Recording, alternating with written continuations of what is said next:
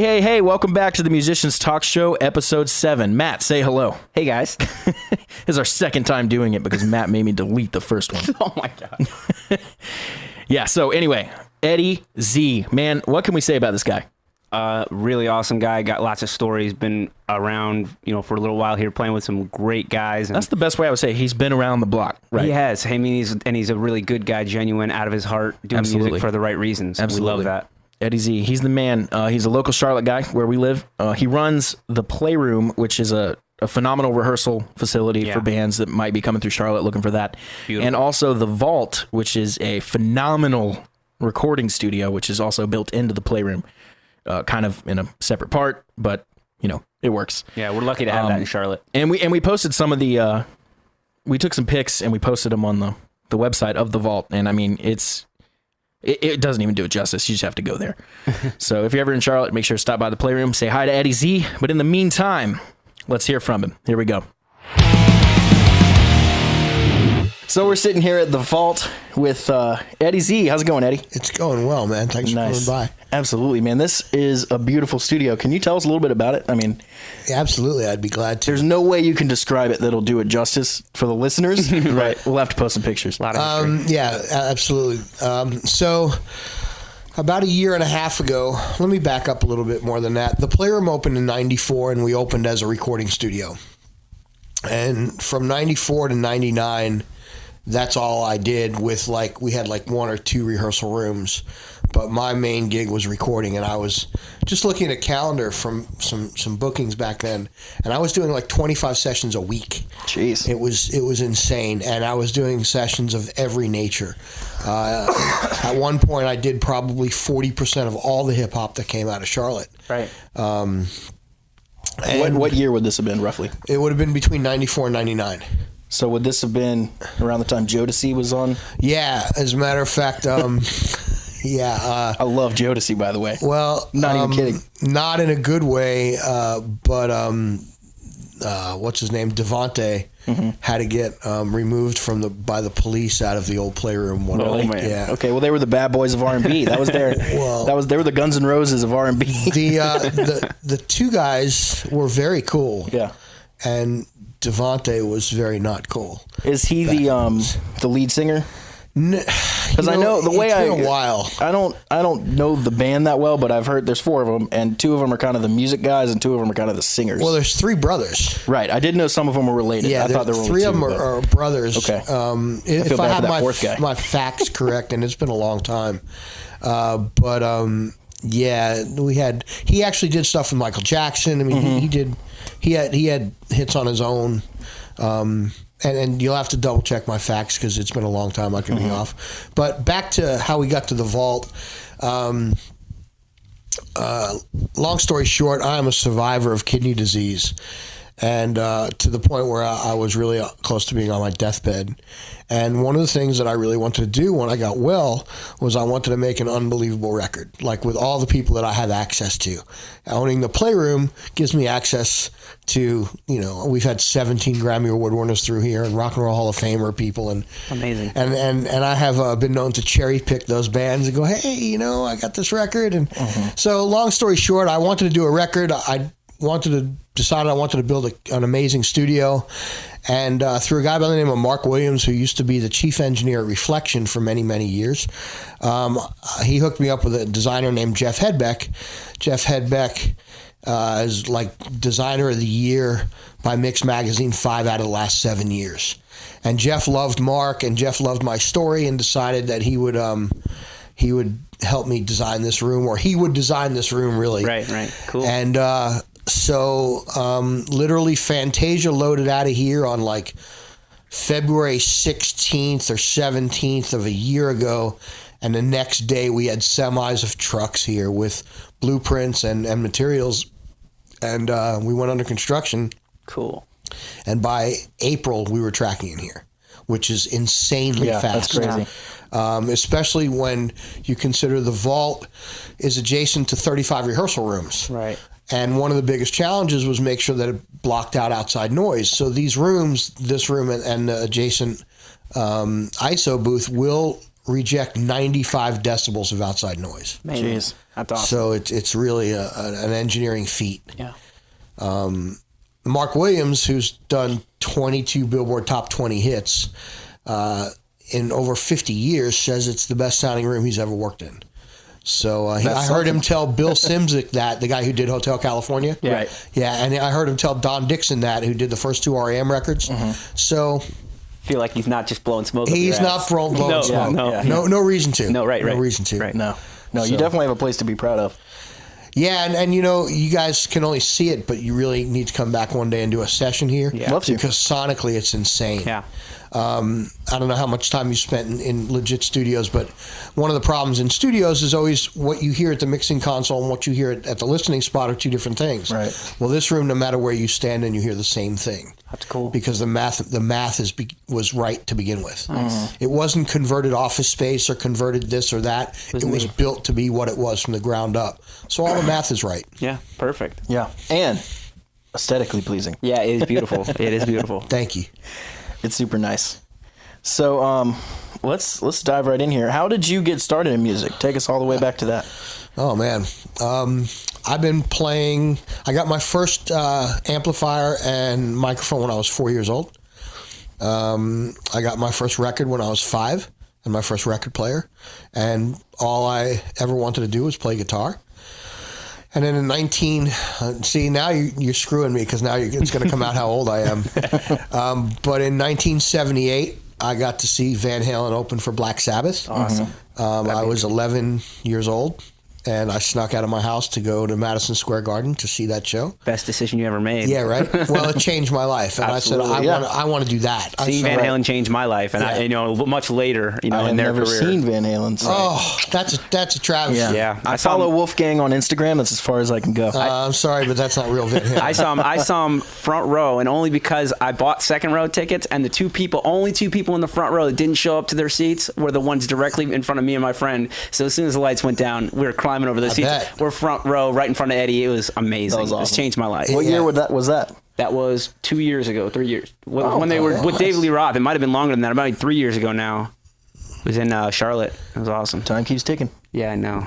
That 2 becomes 3. Yeah. It was Later amazing. on, I actually got to work for them 2 different times. Yeah, tell us Yes, about and I that. want to talk about that too because Yeah. I've heard.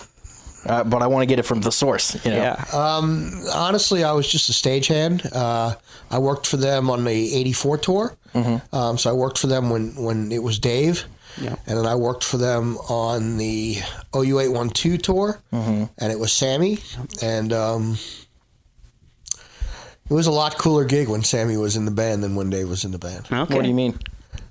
It was just a lot more relaxed. It was a lot more fun. Well, Sammy's Cabo Wabo. Come on. Yeah, and I actually have drank with Sammy and Yeah. Michael at Cabo Wabo. There you go. They Cool. both got me trashed. Yeah, there you go. With their own They're, tequila they're or whatever. professionals at it. Yeah, yeah. And I'm a rookie. But it was a lot cooler environment when Sammy was in the band than when Dave was. And in my humble opinion, they were a far better band. Thank you. Hey, man, everybody's allowed to have their opinion. We had this argument I last like the week on the showmanship show. of David Lee Roth. I really do. And you know what, though? And I wanted to say, while you were saying that you worked with him in 1984, that's kind of the end of David Lee Roth's Yeah. time with them. So it might have been a weird time, It was a really weird time. And you can prefer whatever music you like. Everybody gets their Absolutely. choice. Well, the I like Sammy fire Hagar of as well, the but- early records, Yeah. the energy of the early records is undeniable. Right. That's what I feel when that changed rock and roll. Yeah. But to me, as far as songwriting and musicianship, the consistency of the shows, they were far better with Yeah, Sammy Hagar. I could see that. Far better. I've Easily always see said that if just as on a pure technical aspect, like Sammy Hagar will outsing David Lee Roth. Yeah. there's no comparison. Exactly. Now, as a frontman, you can debate all day. I mean, David Lee Roth's one of the greats, but as a singer, it's just Sammy all day. Yeah. Yeah, I don't know how you debate that. I think that's, I'll try to my death. yeah. Well, take out some live recordings and listen Yeah, to them both I and see know. who I know stays all in about pitch. I'm not even familiar with the live stuff. Oh, yeah. So. Van Halen's one of those bands that I like and respect, but was never. iconic in my life. You know what I mean? Sure. It came a little later for sure. I mean, I did too, but like I had a friend of mine that got me started on the early Van Halen stuff, and I was hooked. And later on you start watching like old videos of them live and stuff like that. I mean, David Lee Roth's forgetting lyrics. He's just all over the place on the stage. He's not a perfect technician or anything like that, but I liked his vibe. I always thought he was a good front man. If you ever get a chance, read the book that's out by their ex-manager. What's the book called? I think it's called Running with the Devil, and it's by no, I can't remember his name. I love rock bios, so I'm all over. Well, this is written by their manager from 77 to 84. That would have been the times. And it's a great read. Cool. Noel Monk is his name. Noel Monk. Cool. Noel Monk. So 77 to 89, you said? 84. 84. So that's... He had to wait 25 years to write the book because the what is it called? The confidentiality agreement NDAs and stuff. Oh, correct. Okay, cool. Ooh. It's quite a read, though. Wait for them to expire. I'm gonna have to check that one out. Yeah, I highly recommend. Okay. Yeah. Gotcha. Cool, man. So Van Halen, you went to that concert. I went to the concert. It changed my life. And I left going, that's what I want to do. That's what I want to be. And I spent, I'm still playing. Yeah. I still play professionally. Not as much as I'd like, but I play, every day. I have this record that's coming out. I did 15 years in a cover band called Charity Case, and we played close to 400 shows and gave away $1.2 million. And we went a period of 6 years and sold out every single show we did. Yeah. I've been a couple of those myself, and they were always packed. They were always a good time. Everybody had a good time. That was the Great idea. Great show. Talk about and good cause. Talk about a guy who can put on a show but can't sing. That was my singer in Charity Case. What was his name again? I've met him Ace. a couple times. Yeah. He's from the radio show Ace and TJ. Okay. Yes, that's right. And he'll tell you that he went to the Eddie Z School of how to put on a show. There you go. But he learned how to front a band. He really did. He put on a hell of a show. He did put a hell of a show on. Yeah. That's absolutely true. What kind of stuff did you guys do? I'm not as familiar. Okay, so it was all based on what made girls dance. Okay, so we would play Michael Jackson to Ozzy to the theme show of Grease, all in the same song. We were doing mashups before they were called mashups, and it was a 2.5 hour show, no breaks. Jeez. Songs would go for 20 minutes because there'd be 4 or 5 different songs in it. It was a big show. It was if Broadway had a rock band, that's what Charity Case looked like. And we would roll in with $1 million worth of gear. Yeah, always 2 lights. 52-foot semis. In bars, we would bring a 52-foot semi of gear. One of my clients is 3 Doors Down. And one of my deals with 3 Doors Down is, hey, anything that's in the warehouse, if you want it, have at it. So we would roll in with 3 Doors Down stages Nice. into clubs. Nice. And people would be like, holy shit, what is this? That's awesome. And it kept people coming. I mean, we sold out every major arena in this area. We played with everybody from Bret Michaels to Bon Jovi to Joan Jett, LL Cool J. I mean, it's an insane list of people we played with. That's awesome. Yeah, that's great. I mean, that's the best thing about playing music, I think, is the people you meet doing it, and the talent you come across is so amazing. And having a place like this, you're just right in the middle of it. Well, I was going to say, you want to talk about running into talent, you never know in the Playroom who you're going to cross paths with. Yeah. I tell people that are going to come in here, so you're going to be walking down the hall one day and you're going to hear a song and you're going to go, that's not a cover song. Right. And I'll be like, yeah, that is so-and-so. That is so Fantasia, or that is Anthony Hamilton, or that is 3 Doors Down, or, the endless list of people that we've had through here. That's so cool. And I've had my eye on the Playroom for a while, wanting to come in here and check it out. And I'm a big follower of Bill Burr, and we've already talked about this, Eddie, but I was listening to his podcast, and he was talking about how he was coming into Charlotte, and he stopped off at the Playroom to rent a room to play drums. And I was like, I got to go. We got to go check it out now. Yeah, I believe the next time he comes through, we're going to jam. He's like, hey, can we jam? And I'm kind of like, yeah, you might not want to jam with your comedy buddies. I guess he has a band made up of comedians. That's cool. Yeah, from what I understand, it's very casual. It's just kind of like... That would be one word. They dick around. And yeah. Having but fun. he was super cool, and I didn't even know it was him. Like, I blew him off. When he called me the first time, I was flying back from a gig somewhere. And I was like, yeah, okay, I'll meet you tomorrow, whatever. And And I never followed up. And the next morning I called him and I said, hey, if you still want to come by. He's like, yeah, cool. And there was a knock on the door, and I opened the door, and guy looks familiar to me, and I can't place him, And he hands me, I was like, what I always do first is you got to get the money first, know. Right. And, hey, can I get your credit card? And I looked down, and it says William Burr on a, I think it was a Platinum Amex or something. I was like, Bill, holy shit. Okay, that's Bill Burr. So you're a fan of Bill Burr? Casual fan. A casual fan would be a great way. Sure. Now we went. He invited me to the show, and he VIP'd me through his show that night, and I think I pissed my pants. Yeah, he's hilarious. He was hysterical. Yeah. He was awesome. He is one of the best out there for sure. But we enjoyed having him in, and I'm pretty sure we'll have him here again. Very cool. I've already decided I'm coming down here and just posting up when he's just sit on the front there and read a newspaper or something. There you go. So how did you go from a player to more of a studio environment? What was that transition? Well, I don't know that I've done either one totally in terms of I still play. And I still am behind the glass, so to speak. And it's been that way forever. When I was a kid, I was signed to Metal Blade. And I toured, and we went into the studio, and it's a really old cliche story, but people would leave the studio, and I would sneak back in and rework the tracks, and it became something that I found out I was pretty good at. You know, I could talk knobs and buttons and sounds, and I was always hearing things that nobody else heard. Right.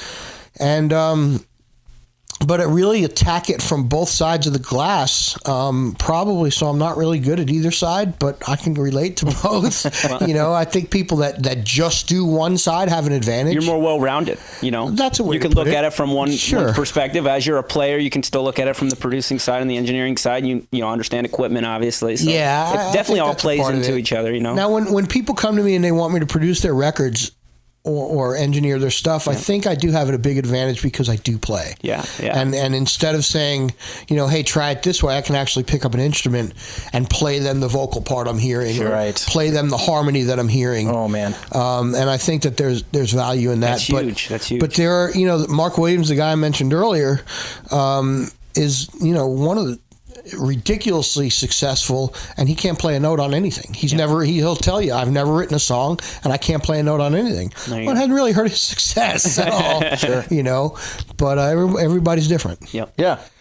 I went into a session with one of my early bands, and we were talking to the guy. Like, we didn't really do our homework. We just started recording, and we got in there, started talking to the guy, and we was like, so what do you play? What do you do? And he was like, oh, I don't really do music.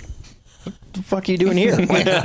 Why? We're paying you money. Don't say that. Tell me you play guitar or something. Lie to me, baby. I think he said I played like saxophone in like 5th grade or something. I was that's the worst. Like, oh my God. Dude. Have you ever heard of Suzuki violin? Jeez.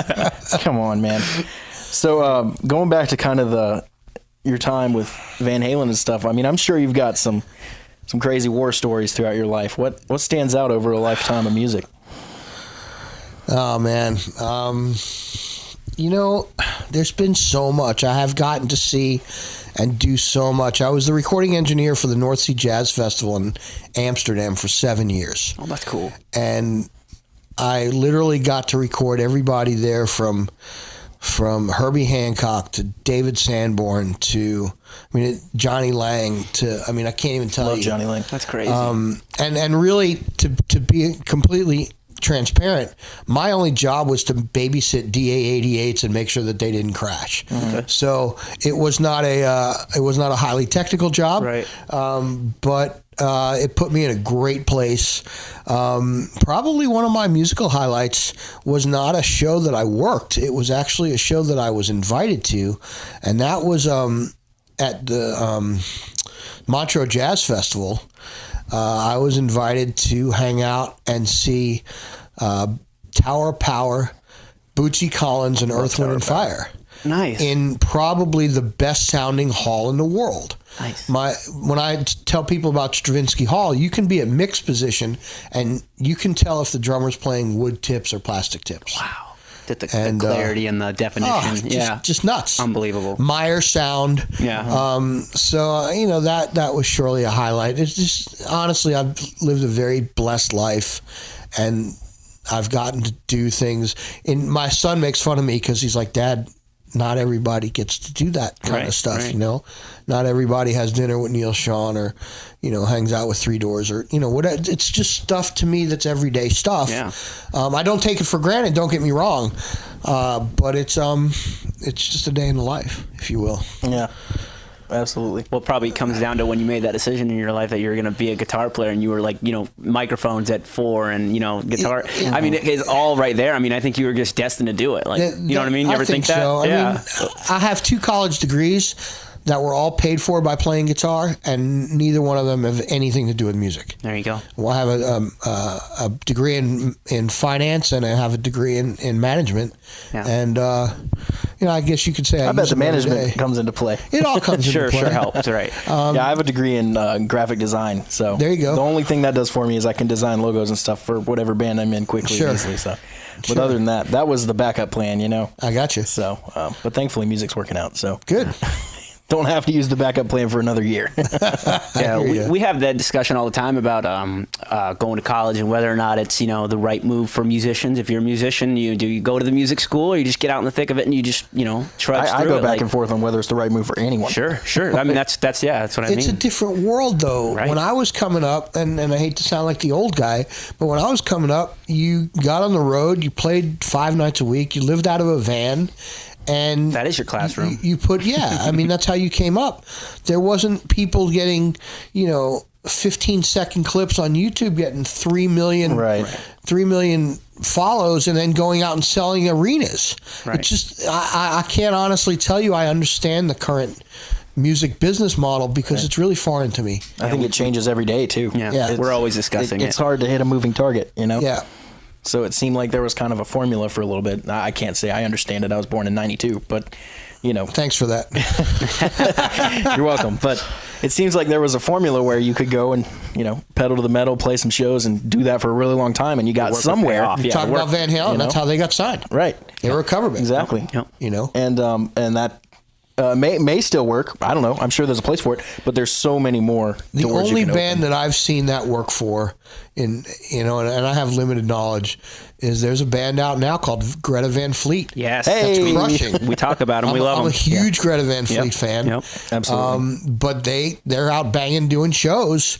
The fact that their product is completely unique to this time frame. Exactly. Right. Exactly. I mean, I think anyone knows what. Yeah. that they're pulling from some older music, and then they're just, they have a great vibe. But if you watch Absolutely. their live clips, they sound like the record. They're They're amazing. not. They're Singers not on a point. fabrication. Nope. Yeah. You know, the dude can literally sing and he can hit those notes, and and you know, there's a reason that they put up shows and they're sold out in 5 minutes. Yeah. And they are maybe sometime recently signed to Republic Records. Cool. So I mean, that's a massive label. Yeah. So I like seeing that. I like seeing Definitely. that rock bands are getting on the same label that has Ariana Grande and stuff. Sure. You know, like it seems like we may be on Maybe a a little bit cusp of of like a rock movement again. You know, I hope so. it seems like metal has kind of gone down. Yeah. I mean, it was really big in like 2007, 2008 through like 2012. Sure. But I haven't heard much lately. Well, I have a client. She actually won American Idol. Oh wow. That just ditched all her labels, and she's going completely independent. Exactly. And independent is another. And Chance the Rapper won a Grammy, and he's completely independent. yeah, that's never happened before. He's the first one. He's a different anomaly. You know, when I was coming up back in back in the Stone Ages, you know, if as an artist, if you made 6 cents on a dollar, you had a really good deal. Sure. Think about that. Yeah, that's 6 cents on a dollar, and you were doing really well. And now you're talking about people who can get 80 cents on a dollar. Yeah. 90 cents on a dollar, Doing it which on is a their good own. thing because people ain't buying records. Right. Yeah. So whole you need to make a business lot is on flipped. what you do sell. Well, the whole business is different. You used to tour to sell records. Right.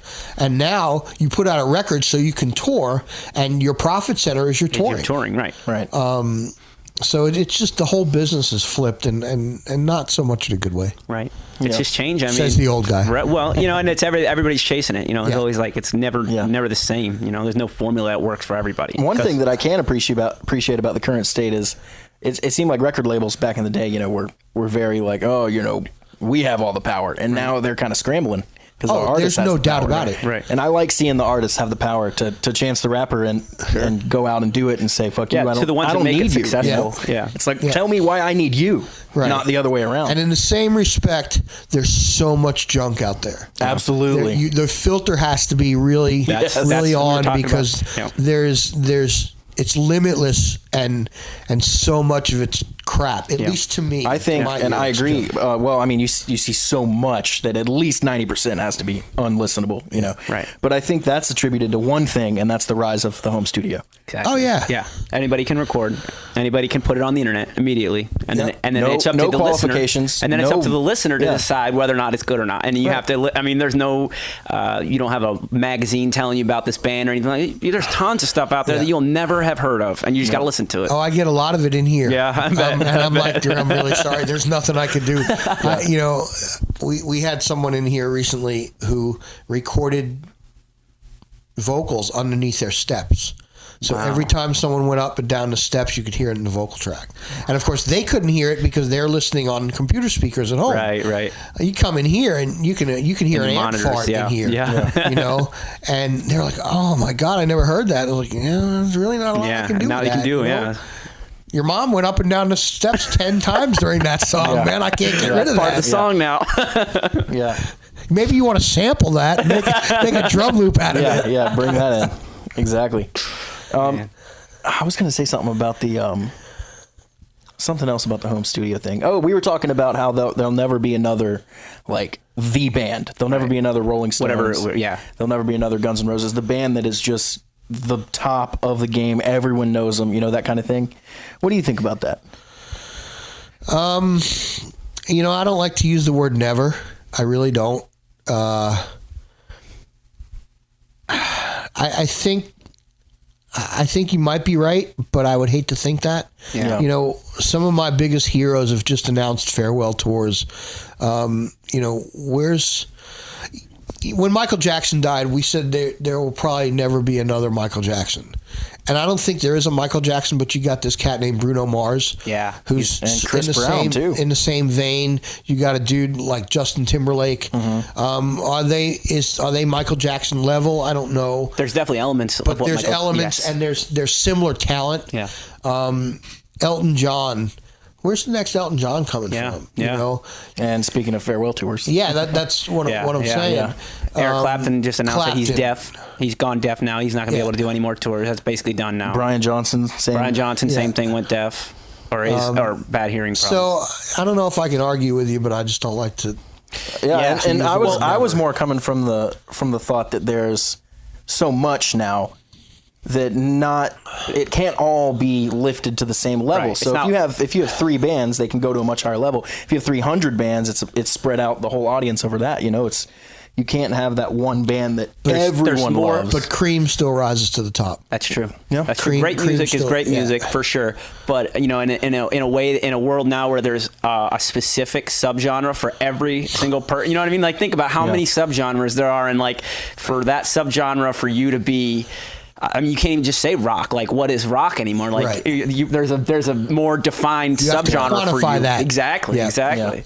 So But at the end of the day, is it good or is it not good to your ear? That's 100%. I mean, true. it really boils down to, someone said there was a big Quincy Jones just opened a whole can of worms criticizing the Beatles as being shitty musicians and Quincy Jones has come up on every single Yep. podcast we've So done far, every Well, episode. It's an I'm glad I can be interesting topic right now. consistent for you. Yeah, That's exactly. awesome. But the point is that, okay, let's say the Beatles sucked. Let's say they did. There's nothing wrong with liking a band that's not good. There's nothing wrong with it. subjective. It's completely subjective. I mean, Well, what is suck? Yeah. Exactly. That's You know, the point, yeah. right? If everyone liked it, maybe it didn't suck. Yeah. What's the qualifier? Or maybe it sucked to you. Right. I mean, results you can say are quantifiers, but then there's like music nowadays doesn't reach everybody. So like you can't just necessarily say that one band's unsuccessful because they weren't good. You could say it's because they didn't reach everybody, and it's hard to reach everybody these days. You don't have. There's a lot of bands or artists out now that I think completely suck. Yeah. That have sold a fuckload of records. Yeah, and that I to me mean, it still just baffles an me. ass load. Baffles me. I don't even want to name artists, but some of the huge artists. Go listen to the lyrics. It doesn't it's make brutal. yeah. you know. But then you dig down into the liner notes. There's 7 songwriters and 15 producers, and it's been passed every To studio. say what a hoe, what a bitch, what a hoe, what a Right. bitch. How many geniuses did it come up to write that line? Yeah. I love it. Although I was thinking, like, you see, I saw this meme circulating a while back. It was the some deep lyric from Led Zeppelin, right? And then below it was Nicki Minaj. You stupid hoe, I've you seen stupid that, hoe, yeah. right? Yeah. And then I was thinking you could flip it, and you could have, because she has, plenty of deep lyrics in a lot of her stuff, and you could put that there. Does she really? Absolutely. Okay. She's really good. So a buddy of mine was her MD for a long time. Yeah, that's awesome. Cool. And then you could put, squeeze the lemon to like just some retarded Robert Right. Plant shit. And you could flip it so easily. It's Yeah. like everybody has, Yeah. two sides. Well, the memes and the social media is such a snapshot. Yeah. It's not all telling. And, You never if you get- take it at just that Polaroid, it's very misleading. Yeah. Absolutely. Out of context. Yeah. Yeah. So you've carved out a super successful like niche for yourself, particularly in the Charlotte community, and I guess nationwide with national acts coming through here. How would you recommend other musicians do the same? Like, how do you? Because it seems like So I you've would go to created school your own and get an success. accounting degree and run like hell from this business. But you've created it for yourself. You didn't get hired at a big studio. You made the studio. Like how where does that come from? What can you It say? comes from not working well with others, really. So I was 27 years old when I started the Playroom in 1994, and literally had $500 and an American Express card. Had nothing, and we ate a lot of macaroni and cheese. We slept on couches. I lived in my studio. Yeah. If it was a different conversation, you'd have called it homeless. And I laugh because people tell me how, quote, lucky I am. Well, lucky was years and years and years and years of putting every dime back 25-year overnight success. Yeah, exactly. Putting every dime back into business. All I know is it was my passion. It was something I envisioned in my head. When I toured in the 80s, every rehearsal place I went into was a shithole. They smelled like puke, reefer. People lived there. They were disgusting. And like you'd want to just sanitize yourself after you left. And my thought was, why do they have to be gross? And then, when I was touring, I had an amazing guitar rig. I really did. I had the first stereo rig of most of the people that I knew. And when I was off the road, I would have it set up in my living room, and my buddies would come over, and I couldn't fucking get them off it. Yeah.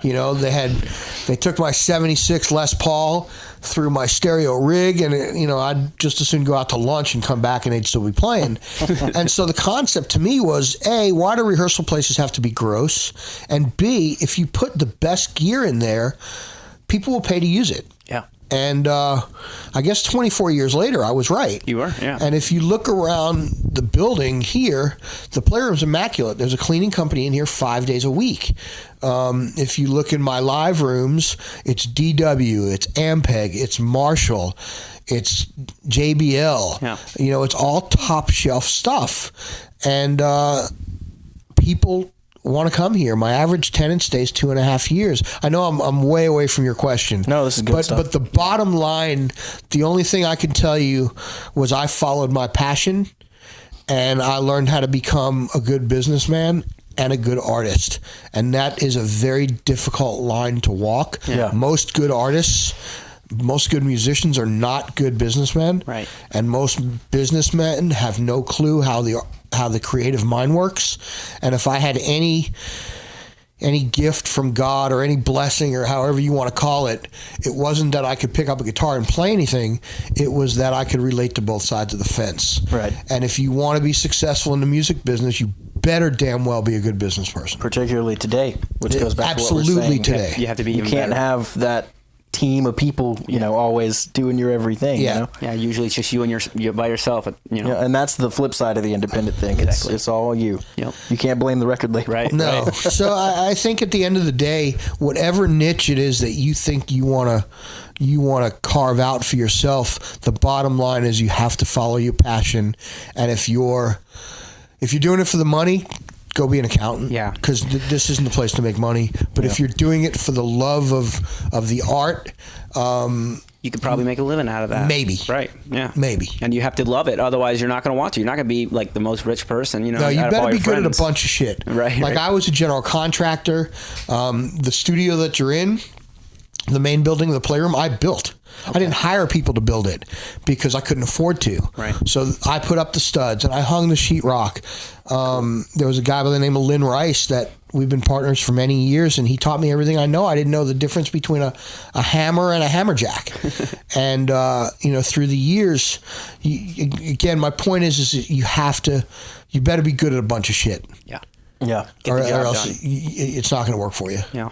It seems like that passion, to put it another way, it has to be more painful not to do it than it is to do it. I could not do it. Yeah. Right, exactly. That's the way I It's feel not. too. That's not a possibility for And me. I think most musicians that pursue it professionally, for real, Yeah. not just like an 8th grader saying, I want to play guitar. Yeah, I think it takes a long enough time too that it weeds out anybody who's not doing it for passion. You know what I mean? I think I talked to someone that said it's a survival game. Yeah. It's not about how good you are. It's about how many punches you can exactly. take and That's not a leave great the way ring. to put it. you know? That's awesome. Well, Yeah. you bring That was up Harry good- Myrie. Oh, okay. You bring up a good point of something that when I get asked to speak at panels and seminars and stuff, that is probably the most important thing. The most important thing is not how good you are at your instrument. The most important thing is how cool you are to hang out with. Because I've had many nationals in here who have walked amazing players because they were assholes. Because if I have to deal with you for 6 weeks on a tour bus, you better be cool, and I don't really give a fuck how you are on stage. Yeah. Because on stage, we're going to be on stage 45 minutes. Yeah, 45 minutes out of the whole But day. 23 hours, on the bus. we're going to be on the bus. stops everywhere. And Yeah. I'm telling you, I have seen amazing musicians get walked off of tours because they were assholes. Yeah, and that was the right move because ultimately, how much stress is a good talent worth? Because there's a lot of talent out there. There's a lot of talent out Yeah. there. So for the listeners, how do you not be an asshole in that Yeah. situation? How do you make yourself be the person that... Well, I can tell you two things off the bat that don't require any talent. Show up on time Yep. and smile. Perfect. Okay. Those I like two it. things require no talent. Doesn't Showing matter. up on time. Crucial. you know? Crucial. Yeah. Absolutely. You don't need people. And waiting musicians around are the worst. Yeah. Well, if you want to be pro, you're not. Yeah. Show up on time and smile, Yep. and you're already ahead of the game. Yep. Start there. I like that. I love it. That's the 80-20 rule in work right there. I Yeah, like it. right. That's the 20% that you can do that gives you 80% of your results. That's Love amazing. it. I'm checking that one off the list. Yeah, and ultimately anybody can become a better player. Like you can always work harder and Absolutely. get Yeah. better. So your character is so much more than obviously you have to be good, but your character is so much more than people give it Amen. credit for. So Absolutely. Yeah. Okay, cool. Let's see here. So who are some of the people you've worked with over the years? Yeah, I'll let's- ask you to name drop a let's little hear a bit. good yeah. Oh, come on, man. You're off the hook. I asked you to do it. Yep. Go on our website. God. I've been there. The listeners have not. Let's see.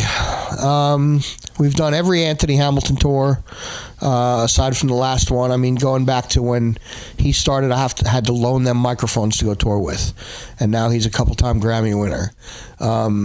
Anthony Hamilton, Fantasia, Three Doors Down, Deborah Cox, Tamia, Aaliyah, Jewel, Wow.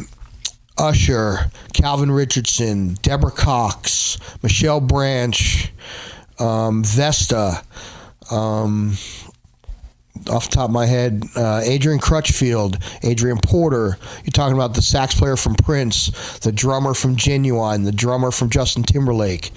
It's a sick list. That is really cool. And I haven't even touched the rock bands: Phoenix, Buckcherry. You said Three Doors Down earlier, but Three Doors Down. Yeah.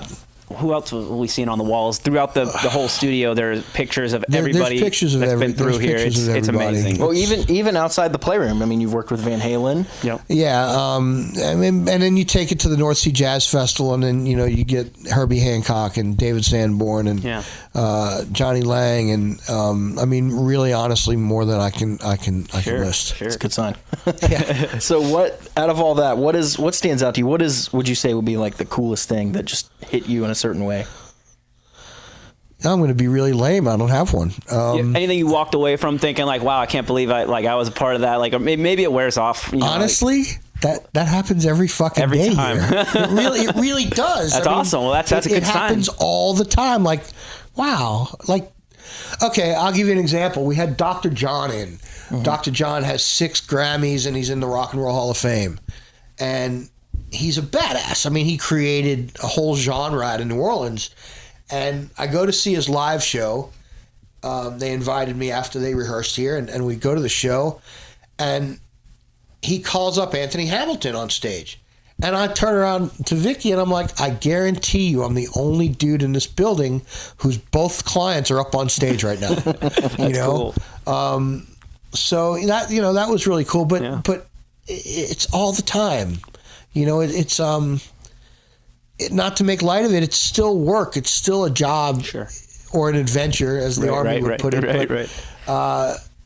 I'm not jaded to it, but there's just too many. Sure. You know, singing, hanging out, you know, shooting the shit with Brad from Three Doors, or, you know, telling them knowing that my favorite Three Doors song was Duck and Run, and hearing, hey, Eddie Z, this is for you, and they break into Duck and Run, or, that's you the know, kind of Love stuff You we're When I'm looking for. Gone was arranged here. You know, it was put together here. Great tune. You know, they came out on the radio and they're like, this is a new song from Three Doors.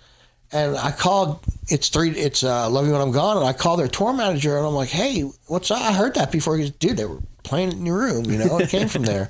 So there's been a lot. What would you say was the first one that you were just thinking like, okay, I'm on to Jewel. something? That's a big name that I recognize as a kid, like growing up. It was right after her big hit. Beautiful voice. That she came in actually to the old Playroom. So within probably 6 months of each other, we had Jewel and then we had Aaliyah. Yeah, Aaliyah was another one. Yeah. And that was Aaliyah was in for a long time too. She took her time with it. Yeah, well, I helped with the Japanese production of 1 in a Million, which was her biggest record she did. Cool. So I mean, those two were like, ooh, that was really cool. And actually listening to Aaliyah run a band and pick out harmony parts, they were like, she's like, no, you're singing that wrong. No, that's the note. She goes, no, you're wrong. This is the note. And she was a 19-year-old kid at the time, or an 18-year-old kid, telling these vets, you're singing the wrong shit. And she was right. Yeah, she's perfect pitch. She was gifted. Yeah. She was really, really gifted, and she knew what she wanted. Yeah. So with all these people coming into the Playroom, what do you see? What do most of them do? Is it just rehearsing for tour? Is it pre-pro? What would you say is the most? It varies. It runs the gamut, and as my relationship with them also varies. So in some cases, I'm just the landlord. I'm just the dude that provides space that they're going to work in. And in other cases, the other side of the spectrum is I'm quality control. I get hired to make sure you don't suck. Yeah. And before the public sees you, I'm going to give you sound advice or lighting advice or production advice, and and it could be anywhere in between. It could be a combination of those things, so there's no standard contract, so to speak. It can be anywhere in that spectrum, from really just providing space to completely being involved in making recommendations for quality control. Yeah, and that's where your experience from being a player, being touring, all that stuff comes into play. So that's why you're the guy. No. Any crazy stories from here besides escorting Devontae from Jodeci?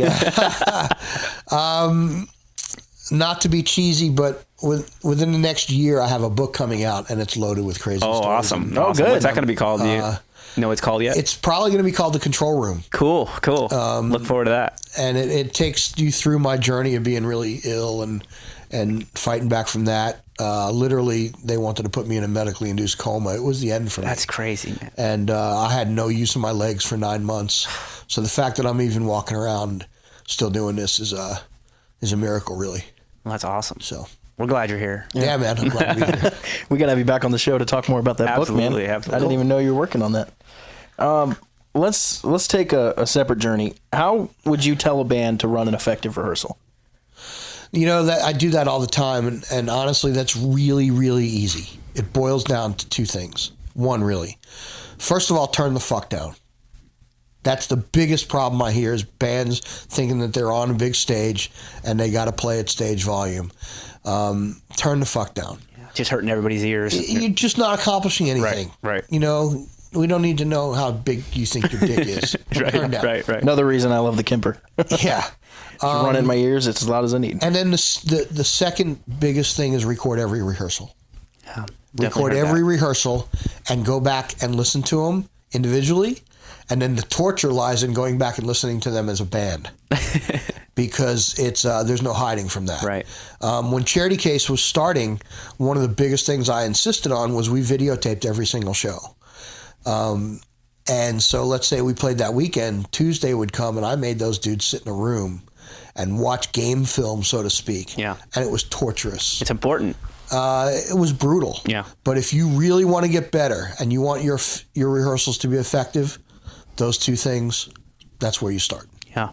Good advice. Great advice. So why is a rehearsal space like the Playroom a good investment for an upcoming band?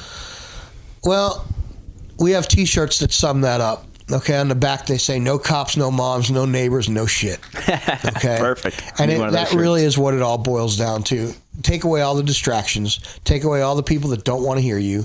Take away all the new band you suck stuff. Yeah. You're in a musical environment here where everyone is here to do the same thing. Everyone is here to rehearse and get better. And there's a lot of advantages that come with that. Hey, man, we're just getting going. Can we go out? I know you gig a lot. Can we go open for you? There's an instant way to get gigs. There's an instant way networking. Yeah. Hey, we're going to play in Chapel Hill tonight. Oh, really? We've never played in Chapel Hill. We'll come open for you for nothing. Hey, guess what? We opened, the club liked us. Now we got our own gig in Chapel Hill. Perfect. That shit happens all the time here. Yep. The other thing that happens all the time here is bands write together. The original bands will go, hey, man, I need a new flavor for this chorus. What do you got? And so now you have bands writing together that didn't even know each other a week ago. Yeah. The other really cool dynamic thing that happens is, so bands are creatures of habit. Typically, they rehearse on Tuesdays and Thursdays or Wednesdays and Fridays. Right. So I'll have a band that's, let's say, a Tuesday, Thursday night band, and they'll come in on Wednesday, and they'll hear all new bands, and they'll go, that band in 16, they're amazing. When did they move in? They're like, dude, they've been here 3 years. You just don't come in on Wednesdays. Mm-hmm. So there's a lot to be said.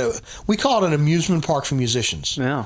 If this is really what you want to do and you want to further your cause and you want your band to make an impact, I don't think you can beat being at the Playroom. Yeah. Absolutely. Man, sounds like you practiced this before. But you know what, Bo? I believe it. I'm not saying you don't. I'm saying it's awesome. It's what I believe. That's awesome. So what practice tips would you have just for an individual musician, not a band, just starting out? What would you say? They're the same, other than the turn down part. Record yourself. Yeah. Record yourself. Try to get out of the rut that you're in. One of the biggest mistakes I made as a young guitar player is I don't know how to read music. I can read. I played trumpet and I played violin, so I can read treble clef. And if you put Nashville charts in front of me, I can read that. If you put tab in front of me, I can read that. But in terms of staff music, I can't read it. And I've recently been taking piano lessons. And the biggest thing that I wanted to do was I want to read.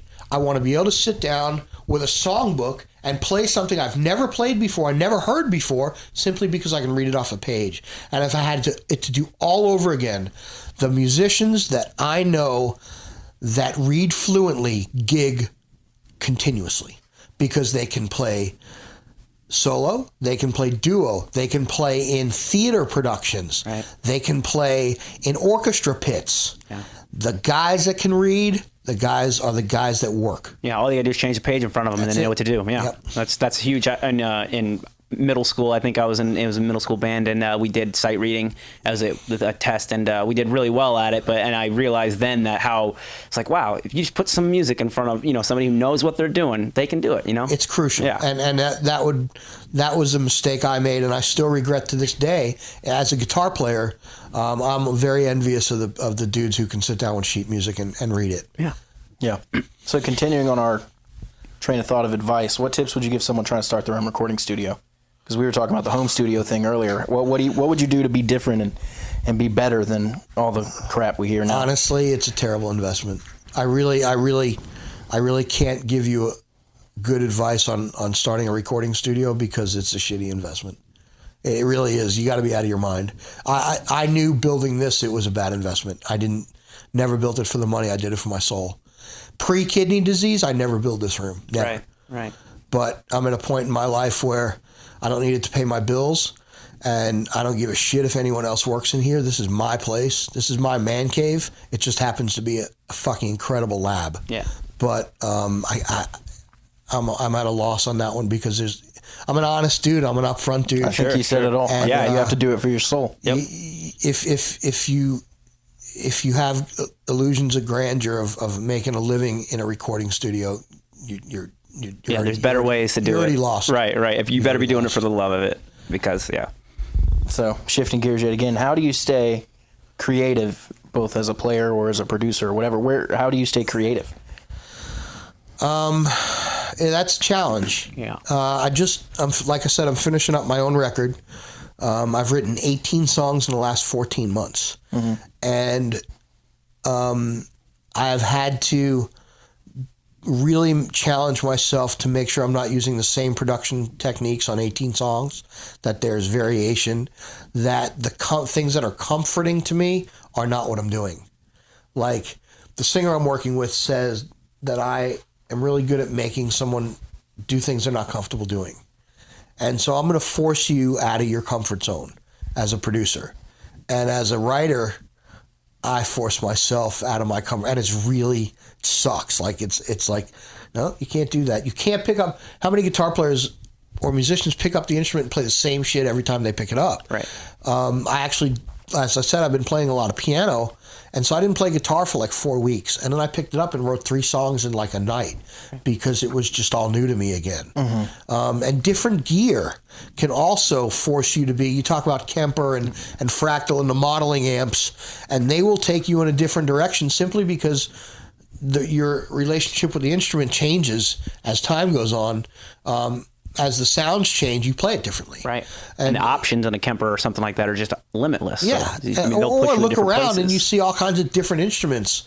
A mandolin, a 6-string, a 12-string, a hollow body, a solid body. And how you interact with those, it's just all different. Yep. Absolutely. So kind of pulling the rug out from under yourself. Yeah. Cool. Anything else you'd like to add? Man, it's been really cool chat. I really dig it. Yeah, that's what we do. I think it's you guys are really onto something. And www.theplayroom online if you want more information about the studio. That was my last question, was where can we find you? Facebook? Facebook is Eddie Z, Z-E-E. And it's the Playroom NC, I believe, for Facebook. There's an Instagram, but www.theplayroom.online.com. It all starts there, and there's connections to everything through that. Excellent. And listeners, check out be on the lookout for Control Room coming out. That's going to be a really interesting read. Well, before that, in July, Eddie Z solo album will be coming out. It's called Eddie Z Together in the Vault. Awesome. And there are literally... We could do a whole podcast on the musicians that are... And we need to. I was going to say we need to have you back on to promote that album. There's some sick players on that record. I'm sort of lucky they let me even play on it. Awesome. Awesome. Well, Eddie Z, thank you so much.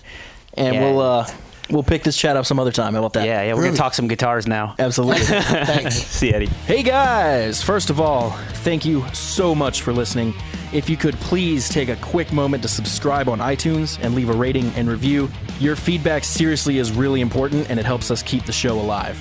Check out musicianstalkshow.com to sign up for our mailing list. If you do, we're going to send you our main theme song and a few other surprises. Plus, you'll always be the first to know what episodes are coming up. If you want to help support the show so we can keep putting out the highest quality content possible, please follow the Support the Show link at our website and consider donating to our Patreon page. Lastly, if you have an idea for a guest or a question you want to discuss, contact us through any of the contact forms on our website, and we'll do everything we can to make it happen. Whew, all right. That was a lot, but we got through it.